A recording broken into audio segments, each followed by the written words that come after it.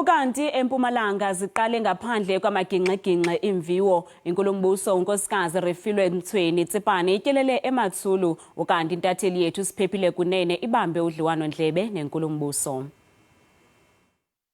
Lo nami nguNdunankulu wesifundza lotasichazela ukuthi balungiselele kanganani kubhala loluhlolo. Siyabonga njengoba usushilo ukuthi lana sikhona khona siseMatsulu abantwana baseti kontelo babhalela khona examination la ku community hall.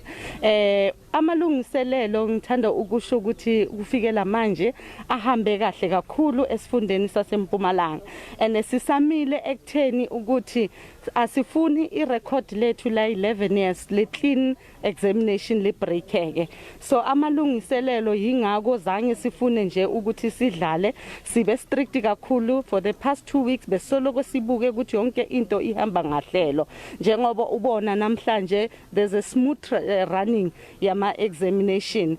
Silapha ke namhlanje ukuzochecka ukuthi si observeile even social distancing and also ukuthi nabantwana bethu bagcokile lama masks ngendlela efanele and we are happy ukuthi le class la ka 2020 lizobhala lizophumelela ezifundeni zabo zalonyanga.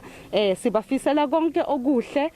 Siyacela futhi nasemakhaya ukuthi abazali mababa supporte babachase ngaso sonke isikhathi ukuze ba concentrate ezincwadini zabo.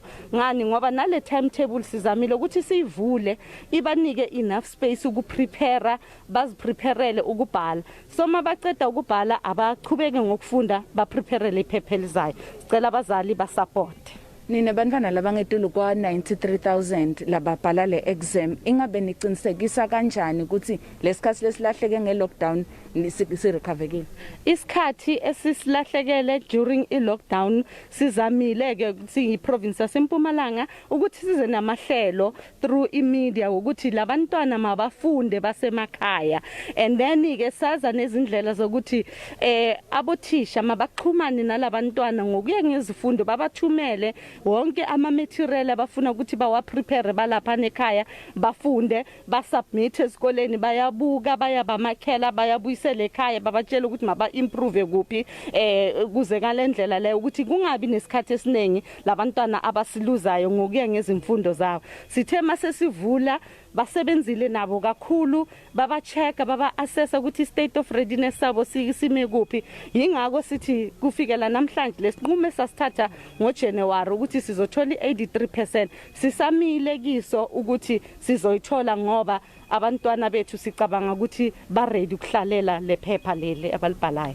Sibonge kakhulu isikhathi sakho Ndunankulu bengiNdunankulu wesifundza seMpumalanga uMam Refilwe Mthweni Tsipane achaza nje kabanti ukuthi ngabe lisifundza seMpumalanga sikulungele kanganani kubhala kwelihlolo lwamatikletsheni.